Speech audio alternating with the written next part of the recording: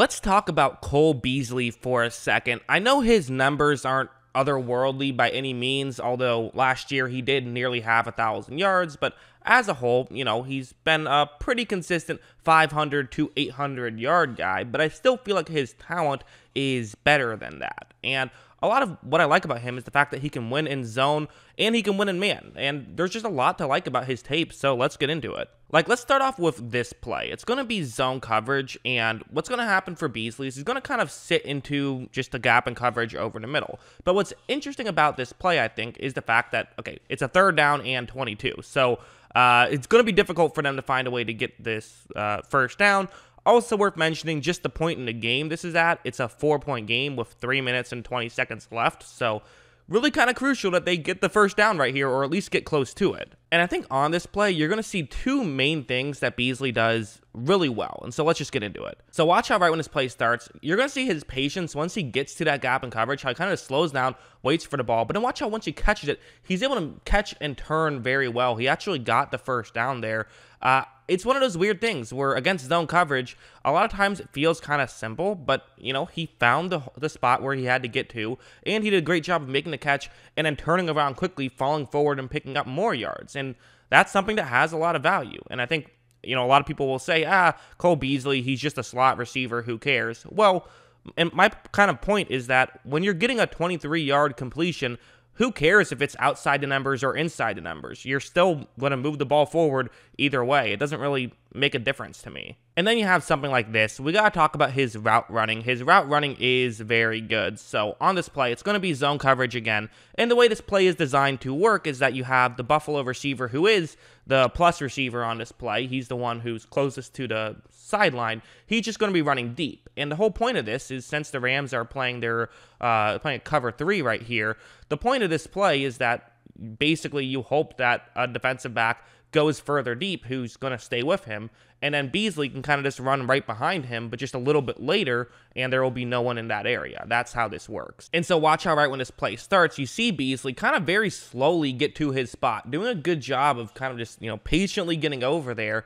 And I would say, if you're a defender, maybe look for this. If he's doing something like this, you almost have to kind of play the meta game a bit of, okay, it looks like he's trying to get me to believe that he's running this way, so therefore he might be running that way. I'm not sure how much you can do there, but you can try to at least think that way to some degree. But anyways, the Rams defender who's in that area, he's not really going to pick this up too well. So that's the key, and that's why you do it. Because then watch how Beasley is able to accelerate so well. He gets wide open and makes the catch, gets inside the 10-yard line right there. It's that acceleration and it's route running. I mean, I think both of those things are true. He has really good route running. He's also a very talented player. Sometimes people don't give him enough credit for, no, there's talent here as well. It's not just that he's, a good route runner. And something like this is a great way that Beasley can get some yards. It's a great way any slot receiver can have some success. This is also what you see tight ends do. And to me, I'm like, hey, again, if you can get yards this way, get yards this way. That's great. So it's zone coverage. It's that LA quarters coverage and, that Brandon Staley quarters coverage. And what's going to happen is that you have a receiver who's kind of just going to go over the middle a little bit. That's what he's going to try and do here. That receiver is Cole Beasley. I'm not sure why I referred to him as a receiver, but regardless, he just gets into a gap in coverage. This is similar to the first play I showed, just on a not as big of a scale.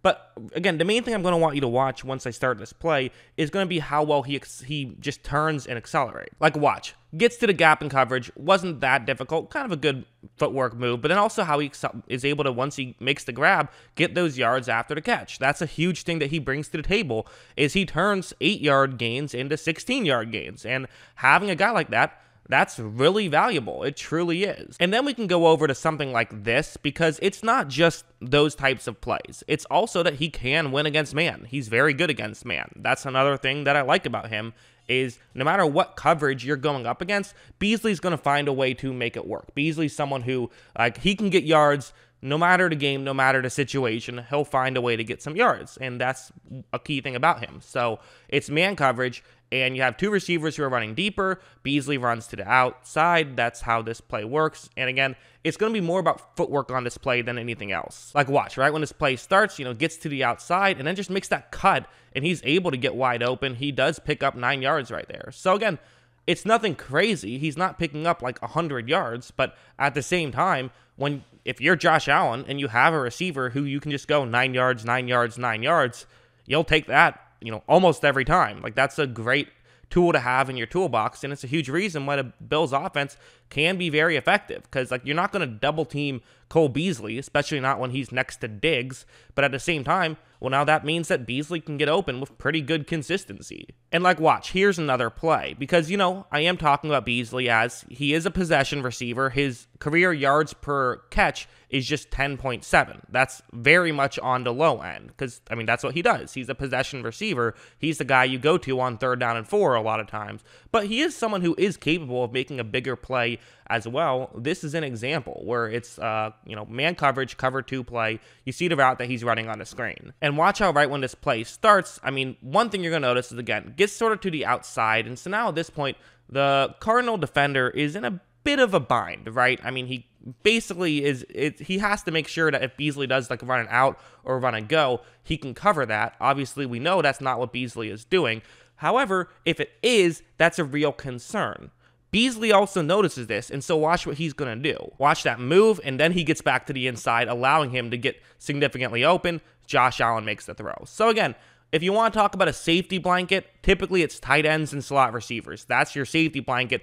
And if you have a guy who can consistently get open, well, that just makes Josh Allen's job a lot easier. And quite frankly, it makes the job of the deep threats a lot easier. It makes Stephon Diggs' job a lot easier, because you have someone who can catch over in the middle like that. And now you can say, hey, Diggs, go long. Josh Allen's going to chuck one up, and you're going to get there. And that worked with not just Diggs, but a lot of these guys, because you don't have to just keep trying that kind of thing. You can just pick your spots, because you have the capability to kind of run these more methodical drives through the air as well. And as good as Beasley is, maybe what's even better about him is his contract. He's barely getting paid anything, it seems like, given how talented he is.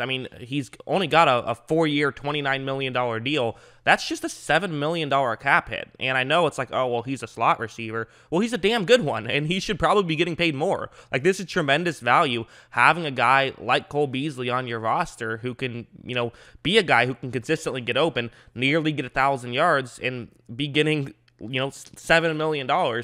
That's a steal. When you're getting 900 yards and $7 million, that's a steal. It just is. So I'm a pretty big fan of Cole Beasley's game. I think he's really good, and he's one of the many reasons why this Bills offense is so electric.